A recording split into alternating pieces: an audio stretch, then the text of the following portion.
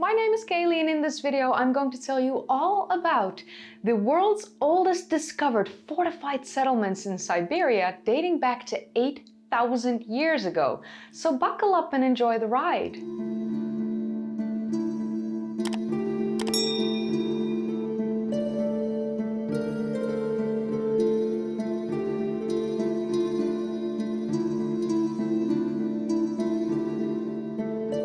Thousands of years before the ancient people in Europe and Eurasia learned how to farm, there were hunter-gatherer groups in the subarctic building fortified settlements. These permanent settlements challenged the notion that agriculture was needed for a culture of people, or in other words, societies, to settle down in one location.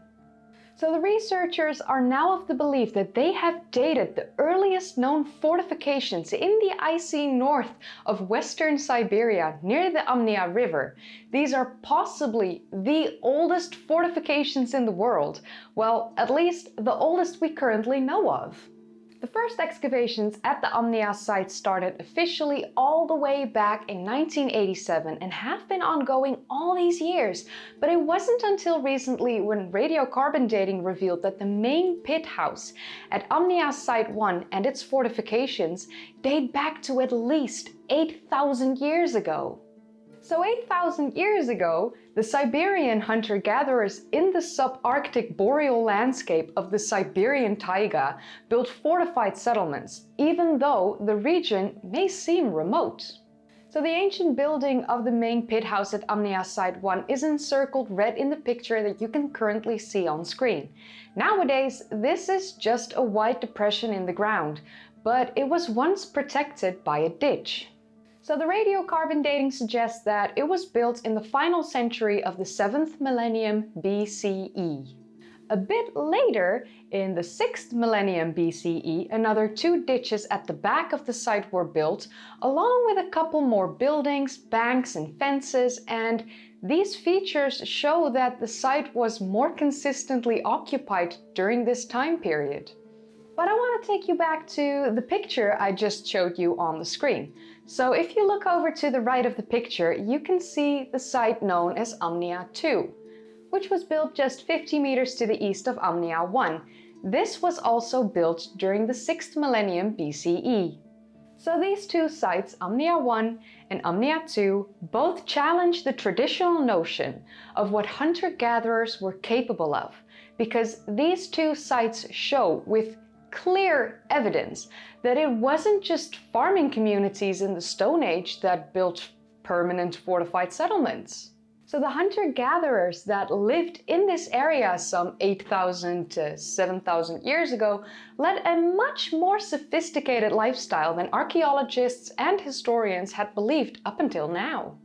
And this had everything to do with the abundant resources of the western Siberian taiga, which is a sometimes swampy, coniferous forest habitat in the subarctic. So around 8,000 years ago, the taiga near Amnya would have had herds of elk and reindeer, while the river brought in species of fish like pike and salmon. This was a fruitful place where even the mobile foraging groups would have a good reason to settle, to protect their supplies from opportunistic raiders or hungry neighbors. Like, no, neighbor, you can't eat my food. Get your own. Come on.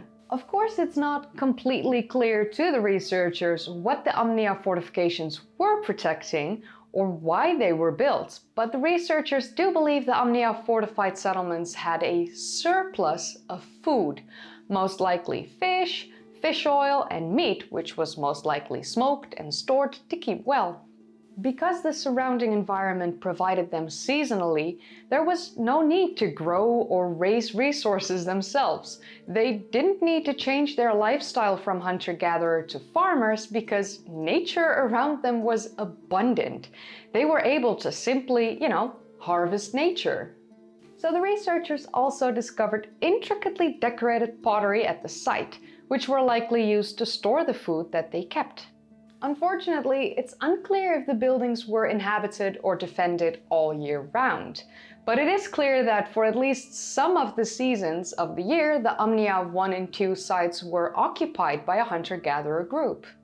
So there have been several other Stone Age fortification settlements found in the area, but none of these are as old as the Amnya 1 site. And in Europe, similar sites don't show up until at least centuries later and only after the dawn of agriculture.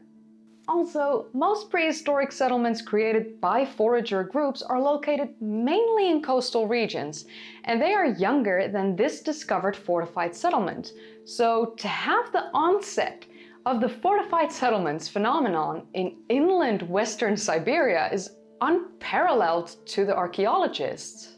So, traditionally speaking, archaeologists and historians assumed that foraging communities were not yet societally or politically complex enough to build monumental, permanent structures that needed to be maintained or defended. Traditionally speaking. But I think we're all aware that this used to be the case. But then Göbekli Tepe was discovered in Turkey and challenged this assumption, and showed quite clearly that a culture of people, a society of hunter-gatherers, were indeed able to create massive structures. They didn't need to be a civilization just yet because, as I covered in a video in the past, a civilization is something different entirely. But besides the 12 Taştepeler sites in Turkey, of which Göbekli Tepe is a part of, there weren't other sites that had such clear evidence of hunter-gatherers creating permanent structures, up until now. So Göbekli Tepe was created around 11,500 years ago, which is 3,500 years before Amnya Site 1 here in Western Siberia. The Taştepeler sites in Turkey and the Amnya sites in Western Siberia, among a few other sites around the world, show clear evidence that cultivating crops and keeping animals aren't the only incentives for people creating permanent structures. Another similarity between Göbekli Tepe and the Amnya sites are the fact that sacred ceremonies seem to have taken place at both locations. At Göbekli Tepe, it's believed that hunter-gatherers would gather at this site, yeah, pun intended, to bid farewell to their dead or had sacred ceremonies. And at the Amnya site in Siberia, the researchers found mounds, which are described as large-scale ritual structures in the landscape. Most mounds that I'm personally knowledgeable about are burial mounds. Although, we do have the younger mounds at Watson Brake in Louisiana in the United States of America that were not burial mounds. So not all mounds are burial mounds per se. Okay? Okay. And if you haven't seen the Watson Brake video, click the card in the upper right corner. Go watch it. I looked very differently back then. So it is possible that the mounds here at Amnya were burial mounds and were created as a sacred burial place of the ancestors of the hunter-gatherers. I can't tell you for certain, but there's a possibility. So the researchers at Amnya suspect that a shift in the climate around 8,000 years ago led to the abundance of seasonal resources in Western Siberia, which prompted an influx of human migrants in the area. Do note, because this is very important in my personal opinion, that 8,000 years ago is also the same time period as Doggerland in northwestern Europe sinking below the sea due to rising sea levels because of a warmer climate period. So it is very, very possible that because Doggerland sunk underneath the waves, leaving only Doggerbank, the people who used to forage on the lands of Doggerland migrated elsewhere, which then in turn could have an effect on other hunter-gatherer groups that, may have started to migrate themselves as well due to the influx of hunter-gatherers from the Doggerland area, who went to live in their habited areas. Such a large area of land disappearing underneath the waves could have had massive effects on the people and displaced many, which in turn could have led to mass migrations all around Europe, Eastern Asia, and other areas as well. All these areas could have seen an influx of migrants. This could have happened at the Amnya site as well. Thankfully, more work is being carried out at the Amnya site, and the archaeologists researching the area are definitely keeping their minds open and have let go of the traditional notions about hunter-gatherers. Yay, go archaeologists!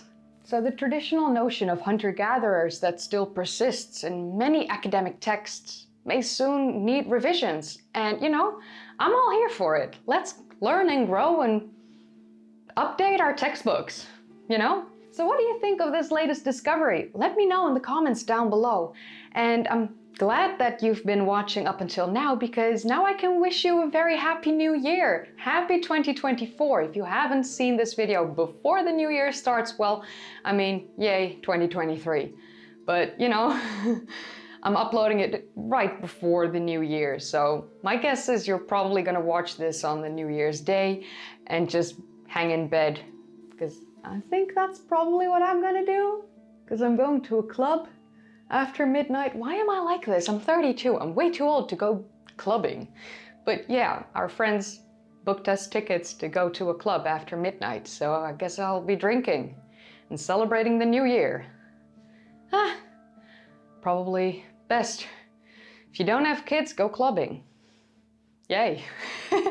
But yeah, with that said, you've reached the end of this video, and if you enjoyed watching, then don't forget to give it a thumbs up, subscribe if you'd like to see more of these kind of videos, click that bell icon if you want to be notified whenever I upload, and if you haven't seen my previous videos yet, then click the card in the upper right corner, because otherwise you're going to make me cry into a corner and feel sad about my life and my choices and the fact that I started doing YouTube.